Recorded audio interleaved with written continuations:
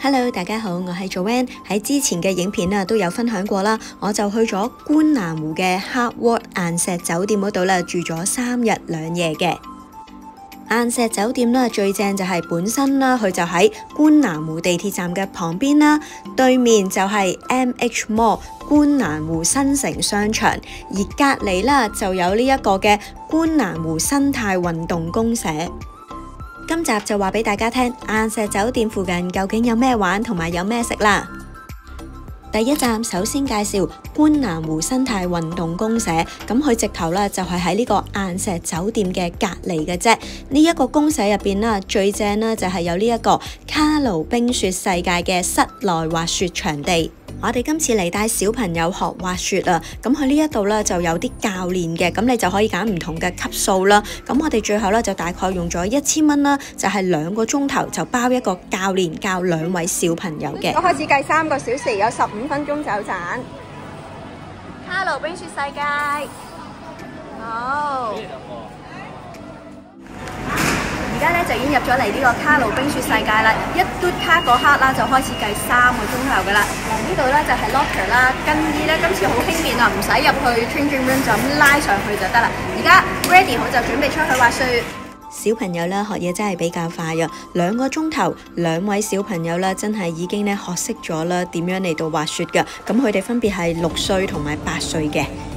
我哋都係用普通嘅教練嘅啫，咁而且亦都係要求要識講廣東話嘅，咁溝通唔使驚有問題啦。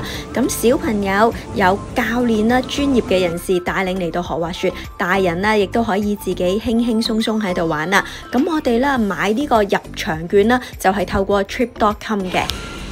3個鐘頭，唔使罰錢。呢個觀瀾湖生態運動公社本身都要入場券噶，因為其實佢本身入邊都係一個好大嘅公園嚟噶，有普通嘅公園設施啦，有一啲要收費嘅機動遊戲啦。你睇下呢一度仲有一啲小動物噶，咁所以佢本身如果你入嚟你咩都唔玩嘅話咁其實佢都要收你一個入場門券費用嘅。頭先就介紹完卡魯冰雪世界啦，其實一出嚟你就已經見到呢啲小動物噶啦。再行前啲就係我而家要介紹嘅第2個重點玩意啦，就係觀瀾湖運動公社卡丁車啦。呢個場地就分咗2邊嘅，咁一邊就係適合小朋友玩，而另一邊就適合大人玩嘅。大眾點評買票原價88，而家62。小朋友玩，買票入去玩就已經會包埋個頭盔啦。咁每一次就係4個小朋友一組嘅，咁就會有一個教練啦，輕輕咁樣教一教，咁就已經可以開始玩噶啦。拍一拍個鏡頭俾大家睇啦。嗱，呢一個就係實際嘅速度嚟嘅，咁所以可以見到其實個速度都唔算好快噶。咁所以如果一啲大少少嘅小朋友可能就會覺得有啲悶啦。但係如果你講緊係4歲至到8歲呢個 range 嘅，咁都 OK 嘅。睇完小朋友卡丁車啦，而家就轉到嚟大人場啦。咁大人嘅話其實你一定要有相當嘅高度啊。咁佢唔好計個歲數咯，佢最主要係個高度咯。如果唔係你踩唔到嗰個油門啊，根本就玩唔到嘅。咁成人場嘅話你就可以係2個人1架車或者1個人1架車都得嘅。每一節就係8分鐘。咁同樣呢一個就係正常嘅速度嚟嘅，我係冇較快到嘅。咁呢一邊啦，所以就會比較刺激啲。除咗觀瀾湖生態運動公社同埋岩石酒店之外，我哋逗留最多時間嘅就係觀瀾湖新城 MH Mall 啦。無論食同埋玩啦，呢一度基本上都齊晒噶啦。呢一個商場除咗有超多嘅食肆之外啦，玩嗰方面佢連馬術中心啊、星際傳奇啊、溜冰啊、Playhouse 啊、彈床保齡球乜都有得玩嘅。不過食飽先有力氣玩嘅，所以而家介紹咗嘢食先。第一個啦，我哋介紹嘅就係肯德基啦。因為香港可能都會食得比較多，但係國內嘅肯德基啦，我哋都係第一次嚟食嘅啫，所以就想入嚟體驗一下。一入到去啦，基本上都係叫你掃碼點餐，而且就要成為佢嘅會員，因為就會有額外嘅優惠嘅。食物方面同香港都有啲唔同嘅，最主要我哋最擔心就係佢有好多嘅食物都係辣嘅。嚟咗肯德基食呢個係炸全雞嘅雞髀。普通嘅雞，唔似係肯德基出品啦，因為肯德基出品有佢自己個味啊，呢個冇㗎喎。嚟肯德基食炸雞包啊，呢個係辣嘅。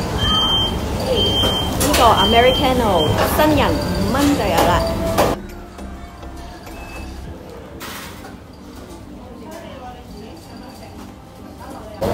炸雞咧就會比較似翻肯德基嗰個味咯。頭先呢嗰個嘅全雞咧就真係一個普通嘅烤雞。話咁快啦，我哋咧就食完呢一個肯德基嘅午餐啦。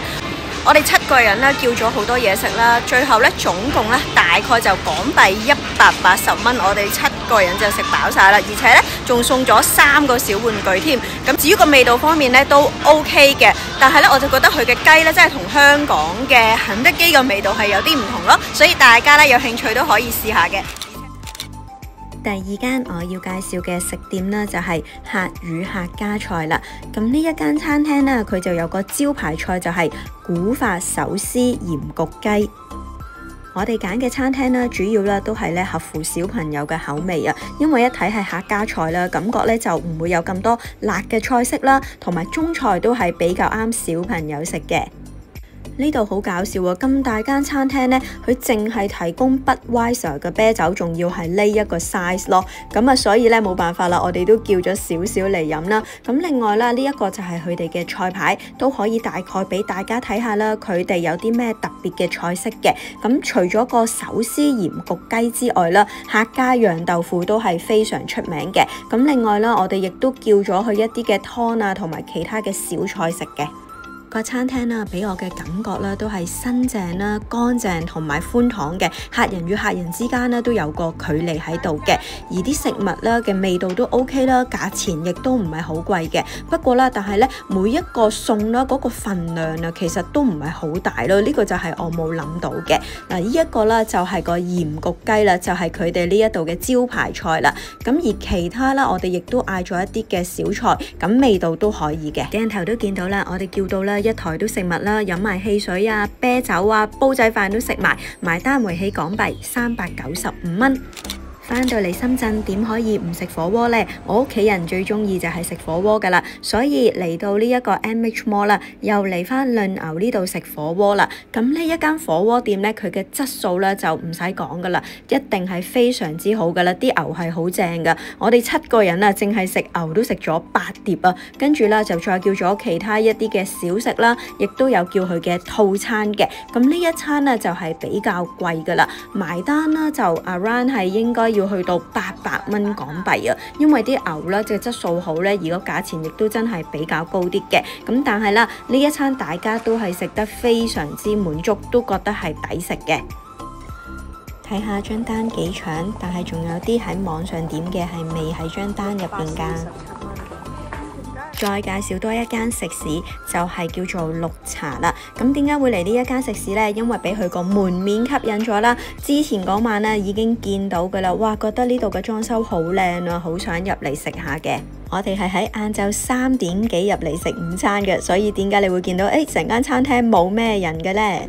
除咗環境靚之外啦，呢一度啲食物咧都有驚喜喎，味道真係唔錯。尤其是呢一個雪糕麵包啊，我哋個個都覺得好正啊！呢一餐我哋6個人啊，埋單啦，只係食咗252蚊，咁所以啦都會 highly recommend 推薦俾大家呢一間餐廳。食咗咁多嘢，係時候要去玩消化下啦。咁呢度咧其實咧玩嘅設施真係好多啊！你睇下連餵白鴿啊都有㗎。同小朋友嚟到，當然唔少得要打下機啦。咁我哋就喺星際傳奇呢度啦，買咗600個幣啊，真係可以俾小朋友盡情咁玩啊！呢個商場咧真係好大啊，而且咧佢玩樂設施都好多啊，所以啦，就算你見到呢個星際傳奇啦，都唔算係好多人喎，所以咧玩得非常之舒服㗎。除咗咧小朋友可以玩啦，大人都可以喺度唱下 K， 所以都幾開心。喜歡你那雙眼動人，笑聲更迷人，願再看。我哋咧都有俾小朋友去到 Playhouse 玩㗎，呢個 Playhouse 啦個入場費就係88蚊人民幣，平日咧就係咧冇限時任玩㗎，咁所以咧當日都係非常之多人㗎。呢度就係我哋住嘅黑窩酒店，民居就有呢一間啦，頤養康養生館。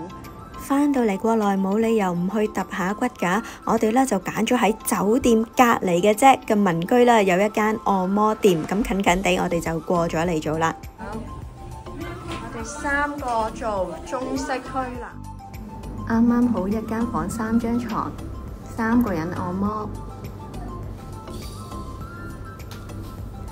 玩到咁攰，喺邊度按摩都舒服啦。主要呢一間呢，就係好近我哋嘅酒店啊，而且呢，佢都係免小費嘅，環境都算乾淨啦，我都按得舒服嘅，所以都建議俾大家，下次有機會都可以嚟試下。